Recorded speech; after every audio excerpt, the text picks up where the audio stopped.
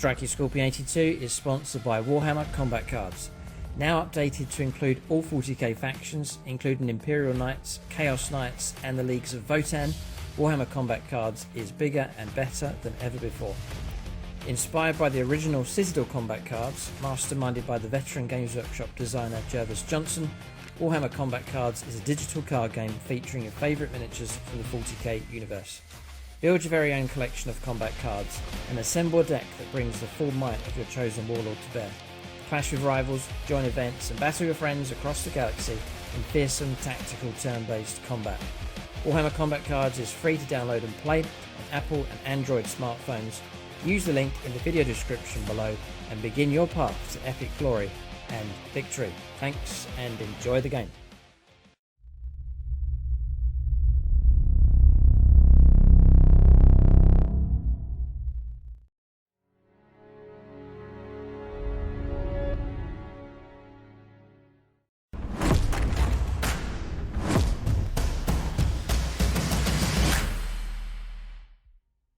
Right, welcome to this review for Legions Imperialis. Games Workshop have very kindly sent me a copy of this through the post.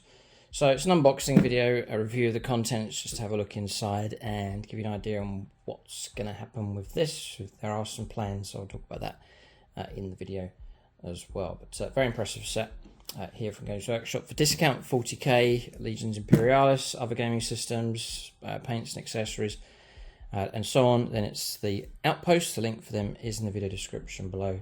You can get your stuff at a discounted rate from them. They're based in the UK. If your order's large enough, you can tap into free postage. A lot of the countries in the European Union, you can tap into free postage with duties paid from them as well. So, and when you use that link, it doesn't cost you anything to use that link, but when you do, it helps support the channel. So a massive thank you to everyone that has been using that link. So it's an impressive box, a heavy box for sure.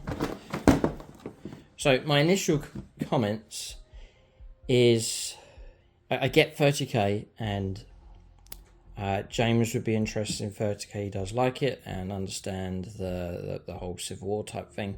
But for my own taste, and everyone's different, but my own taste is I just can't quite bring myself to paint two warring Space Marine factions. It just doesn't have, for me anyway, it doesn't have the diversity that regular 40k has of all of the Xenos factions and so on. So just find the current options for 30k and also this game here just a bit too restrictive.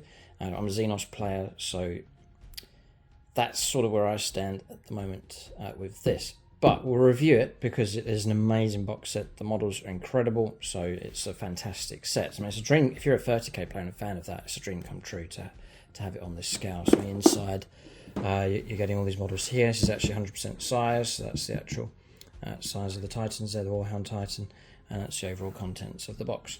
Someone who really does like this set is James. He's painted up models for it. If you go onto his channel, he's playing Aeronautica games as well, lots of those. He's painting up Astra Militarum in his 40k colour scheme for all the airplanes, and the paint jobs are just incredible. So if you like Aeronautica, then you can check out James's channel for that. Really, I think what he's doing, by collecting Aeronautica, you're getting all the air power you need for if and when they do this scale for Warhammer 40,000. Commercially speaking, I would have thought the Games Workshop would have done 40k first in this scale. I think it's a much bigger market for it. You've got Warhammer 40,000 fans that have been dying for Epic to come out for years, and so I think as soon as that arrives, people go mad for it. I mean, I'd be really interested in playing it. Getting into Warhammer 40,000, getting the old White Dwarf magazines, I really enjoyed reading and looking at the Epic battle reports with like the squats and so on. And it was just, and the way the Astra Militarum are organised, I love the whole look of that, and the cards you used to get for them. I really liked that. I really wanted to get. I did get into it actually. I started painting models for it, and I still have some of them. Some of the old lead models, like I had a Hydra battery, all sorts of stuff painted up for that scale. I got the Titan Legions box set when it came out, with the big Titan and the two Meganauts, or whatever they're called, the massive fortresses for the Orcs. The Bonebreaker battle wagons, had those. I really loved it, played that game, really enjoyed it, and you had a big sheet for the Titan and it had all the damage locations and stuff. Absolutely fantastic game, love that one. It's always yearned to see that come back. I thought Games Workshop would have gone down that route first, and 30k as like an extra expansion or something for people to delve into. But this is the route they've gone, so fantastic news to 30k fans. Maybe Games Workshop are trying to see what kind of interest there is. So exciting stuff, because in this box you get a nice variety of stuff to go along with models that are already out there anyway. But Legions Imperialis, they're sort of breaking into... We've seen the game with the Titans, but now we're getting into the small tanks and the infantry here with this. So it's a major step forward on this scout from Games Workshop. So we'll take a look inside the box. Alright, so I'll crack it open, see what's inside. So, the measuring sticks, this is interesting, still got those. I've still got these blast markers and templates from regular previous edition 40k, so it comes with that. Looking for that smaller scout, interesting. And then onto the sprues, so take a look here. This looks like some Solar Auxilia models. The level of detail is incredible. That's these, everything's on a tiny scale here. Here's the walkers, the Ogrins. It's all contained on a sprue there. You've got the command party there with the banner. Later as well. Those, imagine there'll be a few of them. There's another one the same. Solar Auxilia tanks. Now look at the detail here on this. It's exceptionally fine. Really, really nice. So despite the scale of them, it's not just sticking the turret on top of the tank body. There's a fair bit of construction to do. Nice long barrel weapon across here as well.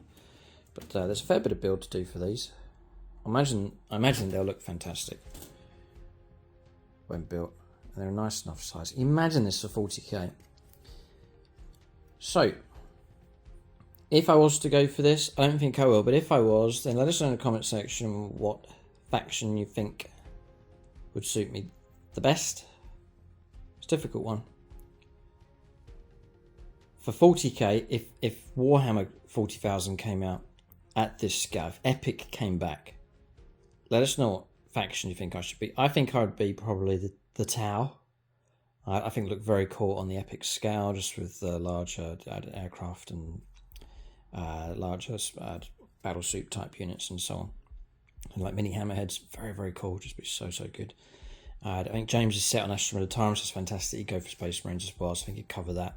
But the Xenos factions, I really do like the idea of large scale Tau armies, but I'll have to say, it's hard to tell until the models actually come out. So this is for the Space Marines, these little mini rhinos, just very, very nice. Really good. Even with the dozer blades here as well. Just everything in mini, looks really nice. Can't fault the sculpts here. That's these tanks, look at the fine detail on these. Amazing. And then the two Titans that you get, the Warhammer Titans. Detail on them. So I think James is planning to do battle reports. I may well get involved in a few games, we'll see. But he's planning to do those on his channel for sure. So I'm hoping to see some content for this going forwards. As I said, if Epic comes back, then I presume you're going to bring your aeronautical models across, so that's all sorted. James has got loads of stuff for that already. So there is the possibility of Epic here. Space Marines, you get the mini Terminators, tiny little Terminators here. Regular Marines. The detail is quite significant, so there would still be a fair bit of painting to do. There's the leaders. That Space Marine Captain.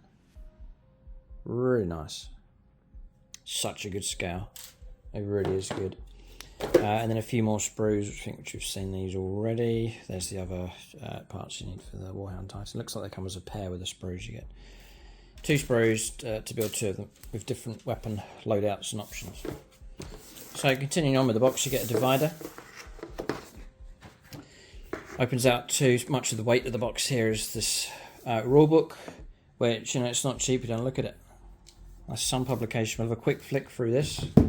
Then we have this sealed envelope.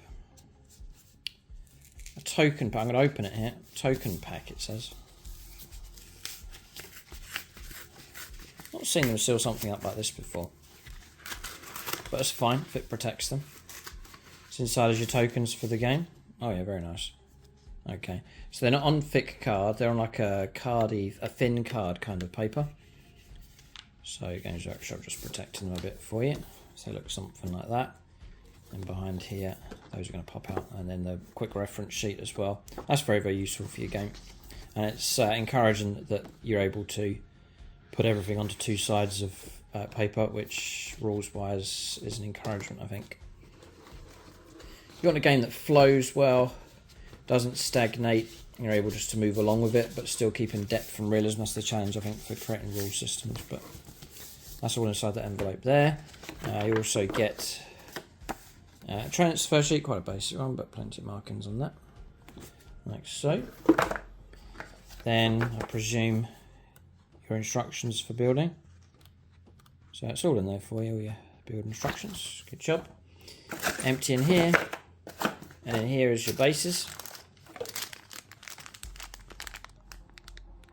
So all textured bases, nice.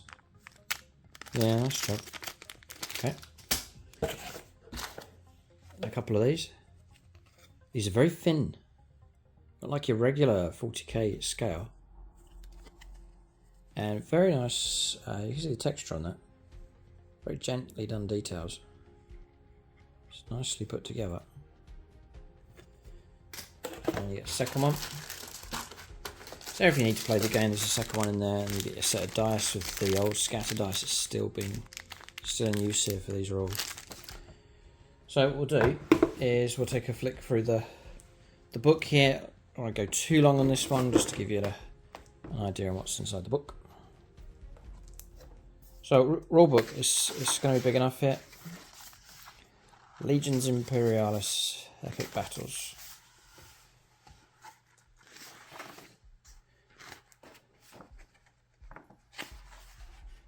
So, oh boy, this looks nice. Oh man, yeah, you could, I mean, look at I'll zoom in here. Look at that. Oh boy, it looks so good. So this is the exciting dimension with this game. As you can see in this photograph, you know, hordes of infantry, tiny tanks, and then lumbering, towering titans and air power on an epic scale. I mean, the potency, I think people, if Epic came out, and we know Games Workshop would do it properly, sculpt-wise, the models would be fantastic. I think it would be just the move of the century for Games Workshop, because I think it would be so popular for people to have their armies. And it's a chance for people who perhaps have been scaled out and priced out of Forge World to have the models they've always wanted. You know, you might love the design of a Reaver Titan. You don't stand a chance of getting it for Forge World because it costs too much and the scale of it's too much. It's just too big. But then you go for Epic. It's going to cost you hardly anything. It's going to cost not much at all. And you get to use that design of a model you've really liked. You can take 3 of them and it just fits in with a game. And it's in the right scale. You can play it on a regular sized table. So, you know, the Epic scale is just such a fantastic concept. Games Workshop have brought back other gaming systems that they've done. Surely Epic must come back. I'm surprised it hasn't come back sooner. But I think they're edging towards, you know, Aeronautica, just to start getting the aircraft coming across.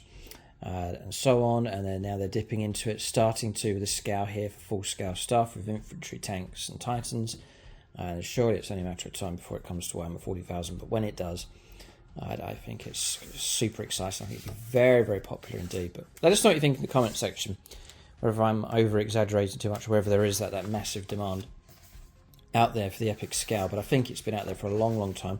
There's a lot of former players of Epic that loved the game and look back to it with fond memories, and there'll be the current generation, new generation that will love the whole concept as well, because it's just a brilliant idea.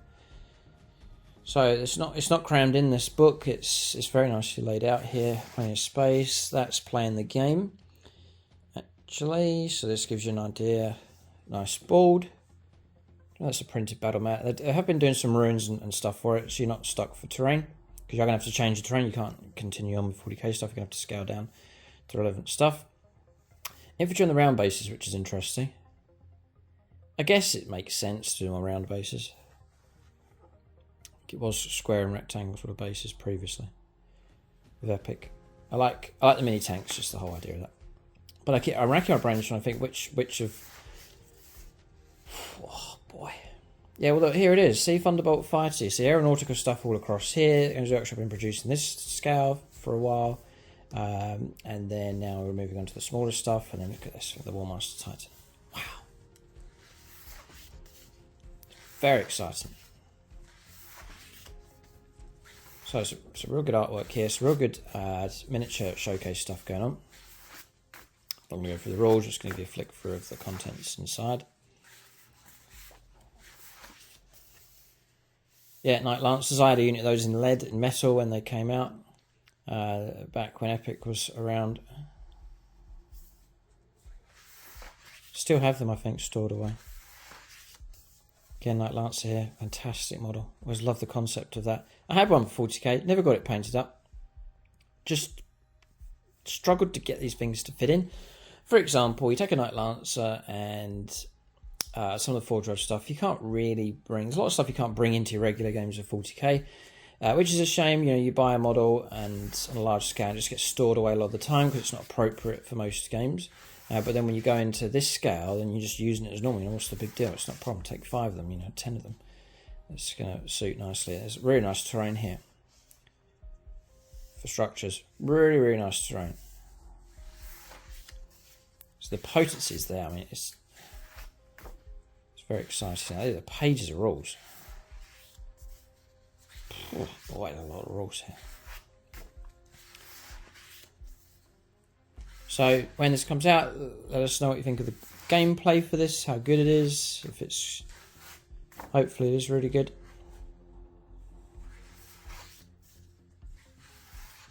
Yeah, because when you get the really large Titans and you get the tiny infantry, then you get the appreciation for scale.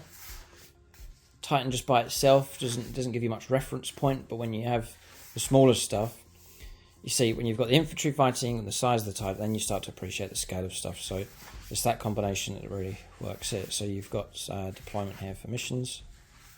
It's Night Lancer again, Warhammer Titan. And there's some amazing models. Boy, oh boy.